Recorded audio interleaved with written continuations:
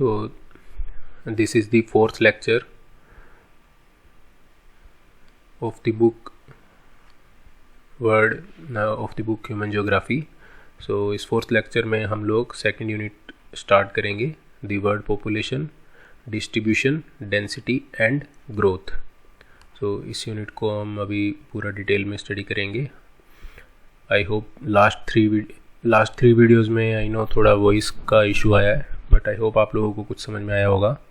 So I have tried to resolve that voice issue in this fourth video. So let's see the second unit of this book. So first of all we'll see what is a population.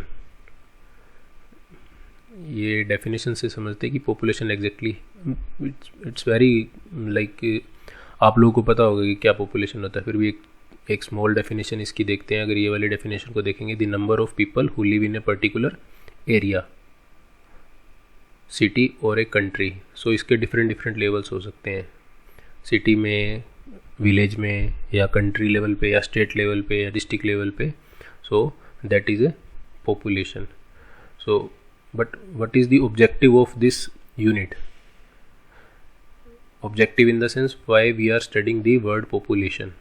And world population में हम लोग क्या क्या पढ़ेंगे? Distribution, density and growth.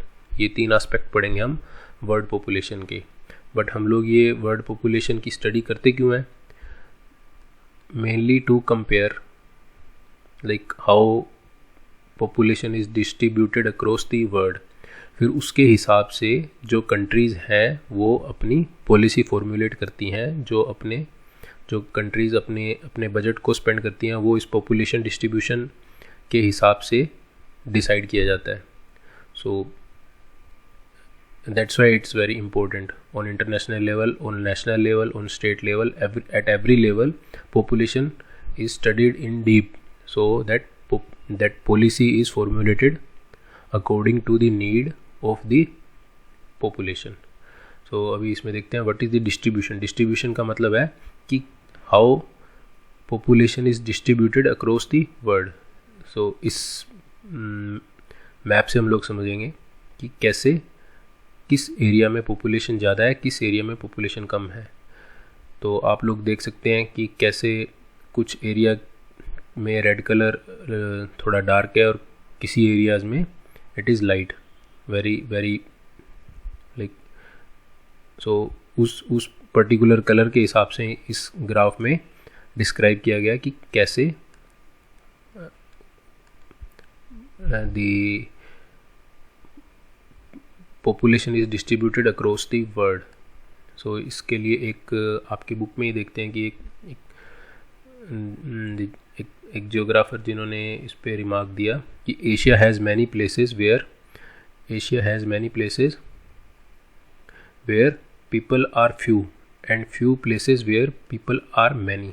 सो ये इस statement से जो जॉर्ज भी बताना चाह रहे हैं वो ये एक्सप्लेन करना चाह रहे हैं कि किस तरीके से population is distributed across Asia. But जो एशिया के लिए अप्लाई हो रहा है वो वर्ल्ड के लिए भी अप्लाई होगा. यानी हम लोग देखेंगे कैसे कि कुछ, मान लीजिए 2 एरियाज़ हैं, एरिया 1, एरिया 2.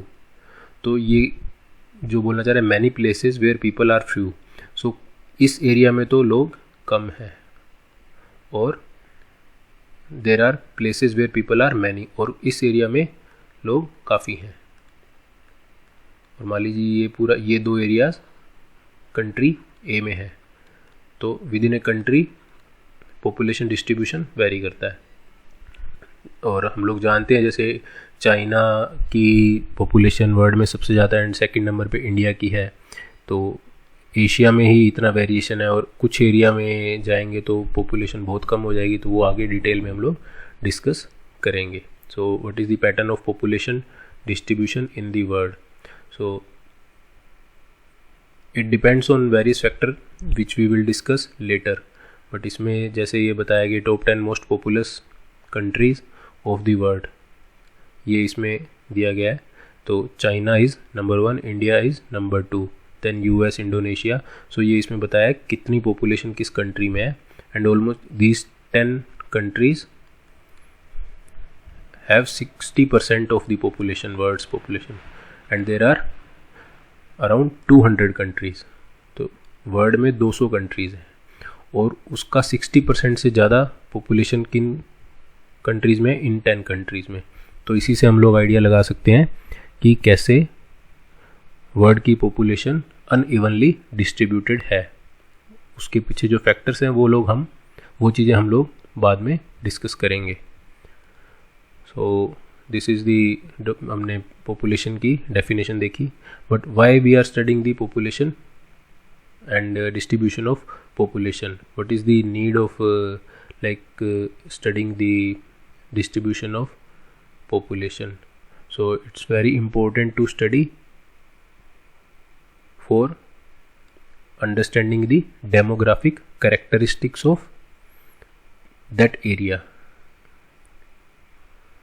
और ये डेमोग्राफिक करेक्टरिस्टिक्स क्या हेल्प करता है, उस कंट्री की गवर्नमेंट को पॉलिसी फॉर्मुलेट करने में हेल्प करता है।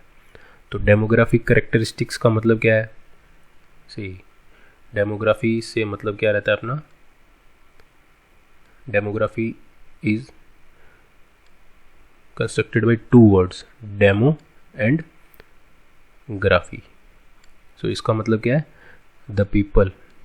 डेमो का मतलब क्या है, लोग, और ग्राफी का मतलब क्या है, डिस्क्रिप्शन और मेजरमेंट। तो हम लोग क्या कर रहे हैं, एक डॉक्यूमेंटेशन कर रहे हैं, किसका, वर्ल्ड पॉपुलेशन का।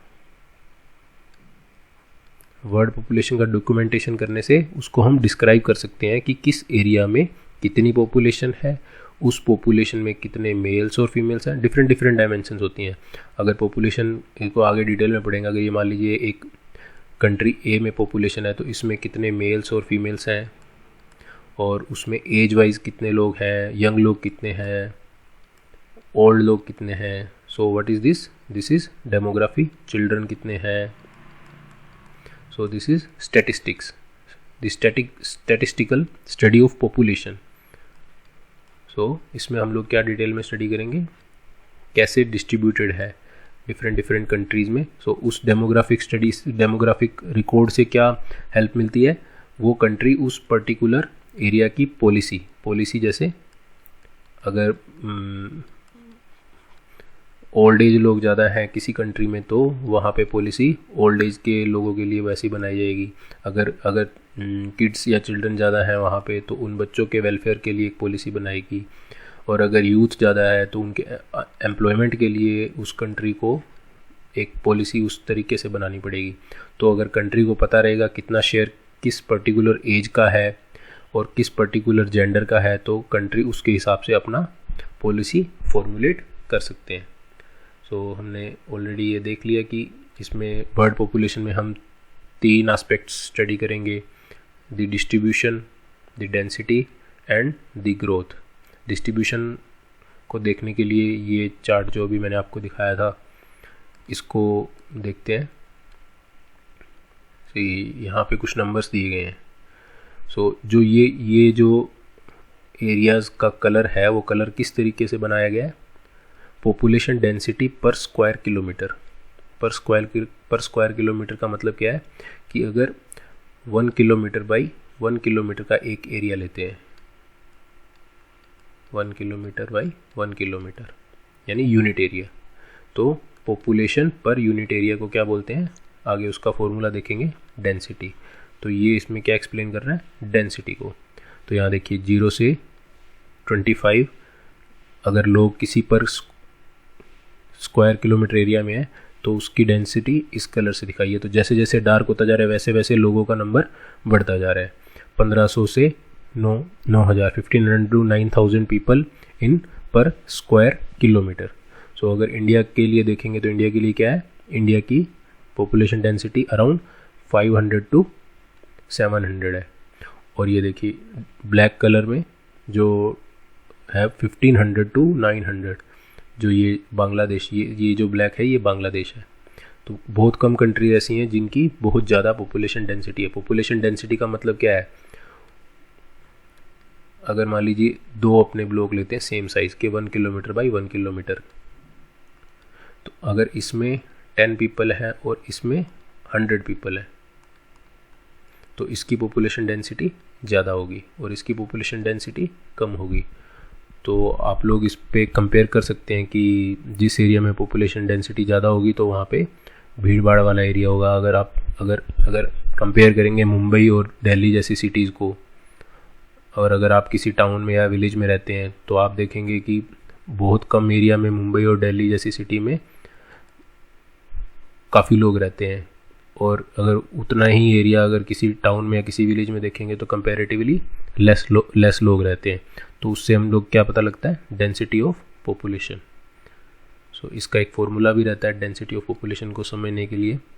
तो डेंसिटी ऑफ पॉपुलेशन कैसे निकालते हैं, मान लीजिए किसी एरिया की, मान लीजिए इस एरिया ए की डेंसिटी निकालनी है, तो हम लोग क्या करेंगे, पहले ये कैलकुलेट करेंगे यहाँ पे कितने लोग रह रहे हैं। ये जो डॉट्स हैं ये मान लीजिए लोग हैं, तो इसका नंबर ऑफ पीपल हम फाइंड करेंगे, वो क्या हो जाएगा, पॉपुलेशन।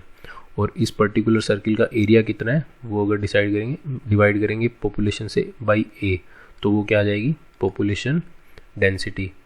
एग्जांपल लेके चलते हैं, अगर मान लो किसी एरिया में पॉपुलेशन है 1000 पीपल और उस एरिया का एरिया कितना है 10 स्क्वायर किलोमीटर,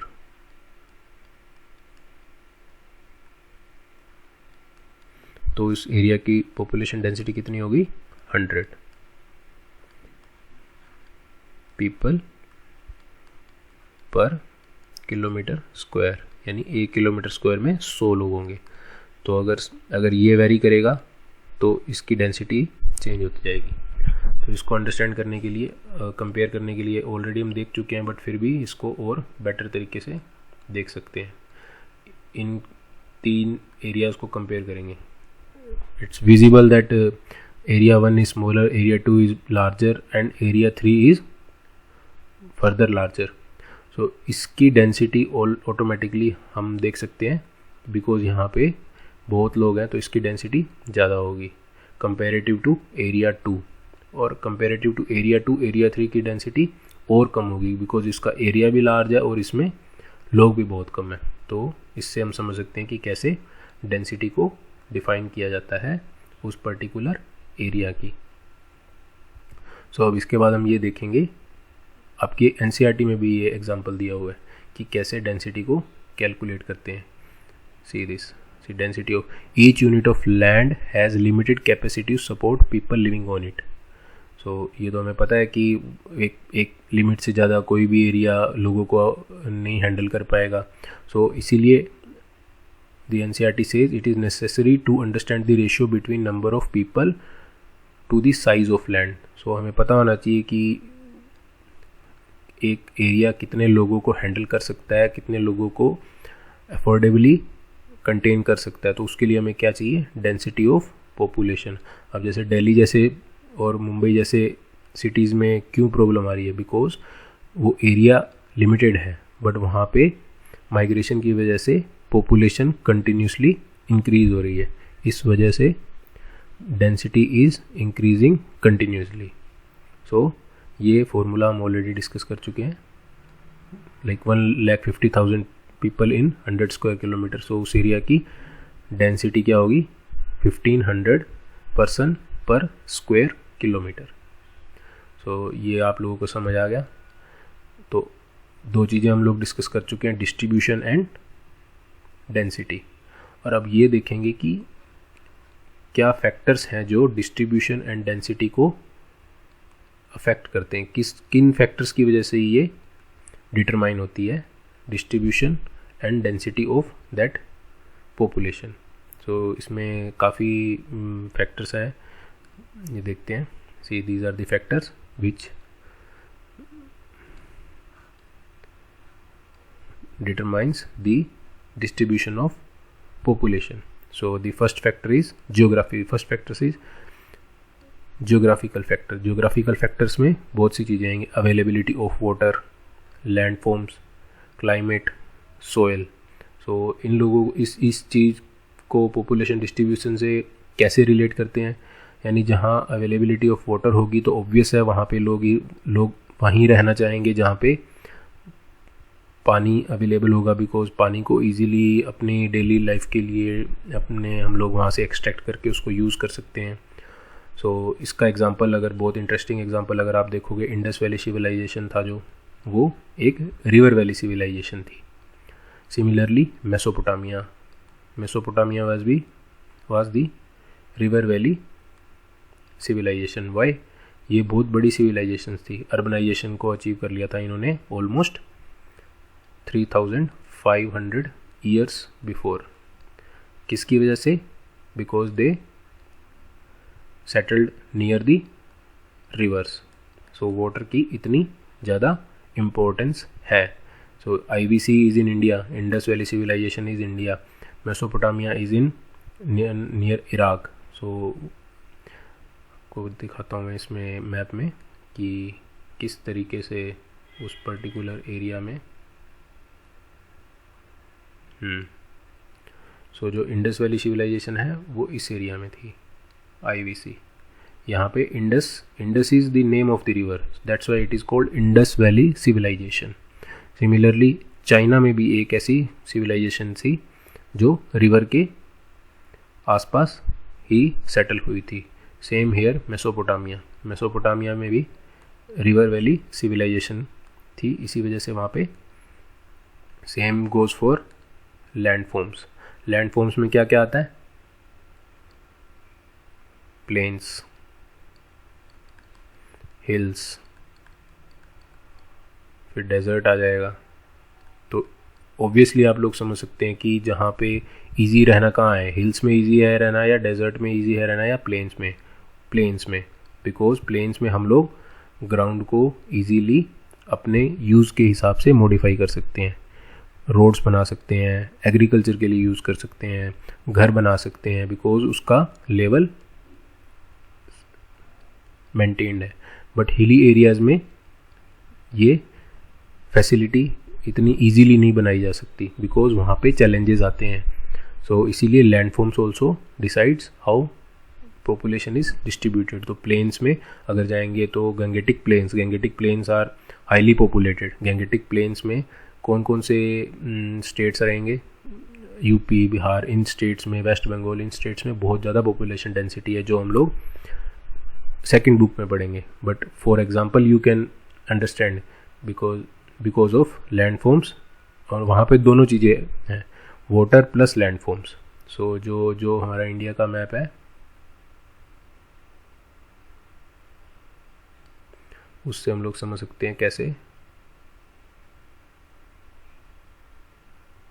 तो ये जो एरिया है, यहाँ से ये गंगा रिवर है, गंगा रिवर इस एरिया में है, और ये प्लेन्स भी है। तो यहाँ पे इजी है सेटलमेंट इस्टेब्लिश करना, पानी भी अवेलेबल है, लैंडफॉर्म्स भी अवेलेबल है। सो इजीली पॉपुलेशन वहाँ पे सेटल हुई। सेम गोज़ फॉर क्लाइमेट क्या है? अगर बहुत गर्म होगा तो वहाँ पे भी लोग कम रहेंगे, बहुत ठंडा होगा तो वहाँ पे भी लोग कम रहेंगे। जैसे डेजर्ट में लोग कम रहते हैं बिकॉज वहाँ पे बहुत गर्मी है। सेम इज़ फॉर पोल्स पे जहाँ पे बर्फ़ जमी रहती है वहाँ पे पॉपुलेशन डेंसिटी बहुत ही कम है। सो जहाँ पे मॉडरेट क्लाइमेट रहता है, लाइक जहाँ पे ज़्यादा ना सर्दी पड़ती है ना ज़्यादा गर्मी पड़ती है, जैसे इंडिया का क्लाइमेट है, इंडिया के क्लाइमेट में पॉपुलेशन ज़्यादा है सिर्फ इसी वजह से कि वहाँ पे मॉडरेट क्लाइमेट है, लैंडफॉर्म्स भी उस पर्टिकुलर डिस्ट्रीब्यूशन के लिए सूटेबल है। So other factor is soil किसके लिए यूज़फुल है? Because of its fertility. अगर इसकी फर्टिलिटी, अब जैसे डेजर्ट की सोयल जो है वो फर्टाइल नहीं होती, fertile in the sense agriculture के लिए सूटेबल नहीं है। सो जिस एरिया में सोयल फर्टाइल होगी उस एरिया में पॉपुलेशन ज़्यादा सेटल्ड होगी। So availability of water is the most important factor for life. अगर मोस्ट इम्पोर्टेंट फैक्टर है तो उस हिसाब से पॉपुलेशन भी डिस्ट्रीब्यूट होती है। Water is used for drinking, that we everybody knows for. So similarly for landforms people prefer living on flat plains. We have seen flat plains because वहाँ पे रिसाइड करना बहुत ईजी है। This is because such areas are favourable for production of crops and to build roads, यानी infrastructure बना सकते हैं, industries बना सकते हैं, एग्रीकल्चर भी ईजी है। But mountain and hilly area में ये सारी चीज़ें पॉसिबल नहीं है। So see this example, Ganga plains are among the most densely populated area of the world. So जो गैंगेटिक प्लेन्स हैं वो वर्ल्ड के one of the most populated areas हैं। So third factor is third geographical factor is climate. So climate also, extreme climate such as very hot or cold, definitely it is not comfortable for human beings. So humans avoid करना चाहेंगे इन extreme climates को, desert area को या बहुत ज़्यादा ठंडे areas को. So Mediterranean region were inhabited from early periods in history due to their pleasant climate. Mediterranean region कौन से होते हैं? See, this region is Mediterranean region because this is around Mediterranean Sea. This is Mediterranean Sea. So because of pleasant climate, the density of population is high in that region. Same goes for India also. So soil का क्या factor था हम already देख चुके हैं. soil is reason because of fertility होगी तो agriculture activity होगी तो ही सारी चीज़ें आगे डेवलप होंगी. अगर खाने को नहीं होगा कुछ तो ना मार्केट इकोनॉमी बनेगी ना कुछ बनेगा. इसीलिए soil is very important. Now it will see the economic factors. So what are the economic factors? Economic factors are minerals, availability of minerals किसके लिए इंपॉर्टेंट है? इंडस्ट्री के लिए. अर्बनाइजेशन यानी अर्बन मतलब अर्बन सिटीज़, और अर्बन सिटीज़ जहाँ पे होंगी तो वहाँ पे इकोनॉमिक एक्टिविटीज़ ज़्यादा होगी, वहाँ पे लोग काम ज़्यादा करते हैं. So all these factor also determine distribution of population. Industrialization, जिस एरिया में इंडस्ट्रीज ज़्यादा होंगी वहाँ पे पॉपुलेशन डिस्ट्रीब्यूशन उस हिसाब से होगा. So let's see minerals areas are with minerals deposits attract industries. जब इंडस्ट्रीज अट्रैक्ट करेंगे तो वहाँ पे ऑब्वियसली एम्प्लॉयमेंट भी जनरेट होगा, और जब एम्प्लॉयमेंट जनरेट होगा तो लोग वहाँ पे रहना शुरू कर देंगे, जिस वजह से उस एरिया में पॉपुलेशन डिस्ट्रीब्यूशन ज़्यादा होगा. जैसे इंडिया में अगर देखेंगे तो झारखंड स्टेट है, छत्तीसगढ़ स्टेट है, ये मिनरल्स की वजह से हाईली पॉपुलेटेड हैं, डेंसिटी इनकी बहुत ज़्यादा है. बट ये स्टेट वैसे स्मॉल है इन साइज़ में. दूसरा urbanization, cities offer better employment opportunities, education and medical facilities. So we all know that cities में हम लोग सारी ये फैसिलिटीज़ ईजीली अवेल कर सकते हैं. तो उसकी वजह से क्या रहता है, वहाँ पे पॉपुलेशन डिस्ट्रीब्यूशन सिटीज़ की तरफ ज़्यादा रहता है. इंडस्ट्रियलाइजेशन का क्या है? You can relate it to minerals also, but in some cities there are no minerals, but still they are highly industrialized. You can say Bangalore or Chennai. These regions are highly industrialized cities. Mumbai, because of economic activity, these are highly dense areas with population migration. So उसके बाद हम लोग देखते हैं कि कैसे social and cultural factors इन चीज़ों को अफेक्ट करते हैं. सोशल और कल्चरल फैक्टर्स ऐसे अफेक्ट करेंगे कि कुछ सिटीज़ ऐसी होती हैं जो ना तो इकोनॉमिक पॉइंट ऑफ व्यू से होंगे, इकोनॉमिक पॉइंट ऑफ व्यू भी होगा, बट वहाँ पे सोशल और कल्चरल फैक्टर ज़्यादा मतलब डिसाइड करते हैं कि पॉपुलेशन ज़्यादा होगी. जैसे अगर रिलीजन वाइज अगर आप जाएंगे तो जैसे इंडिया में हरिद्वार है तो वहाँ पे पॉपुलेशन ज़्यादा है because it's a religious place. So उन रीजन्स की वजह से भी पॉपुलेशन वेरी करती है डिस्ट्रीब्यूशन में. सो हम लोग ऑलरेडी देख चुके हैं कि how population is distributed. So world population के डिस्ट्रीब्यूशन और डेंसिटी को हम लोग देख चुके हैं. डेफिनेशन ऑलरेडी हमने शुरू में देखी कि what is the definition of population and what is demography. It's very important. we study population to understand that the demography of that region, and when we know the demography then government can make any policy. So उस policy के हिसाब से government decide कर सकती है कि किस section को क्या नीड्स हैं, डेंसिटी के पीछे क्या फैक्टर्स हैं, डिस्ट्रीब्यूशन एंड डेंसिटी के पीछे क्या फैक्टर्स हैं, वो लोग हमने देखे हैं. There are 3 factors. So all the 3 factors we have discussed in detail, and after that we will see what are the how population grows. ये हम अगले वीडियो में डिटेल में स्टडी करेंगे. तो मिलते हैं नेक्स्ट वीडियो में.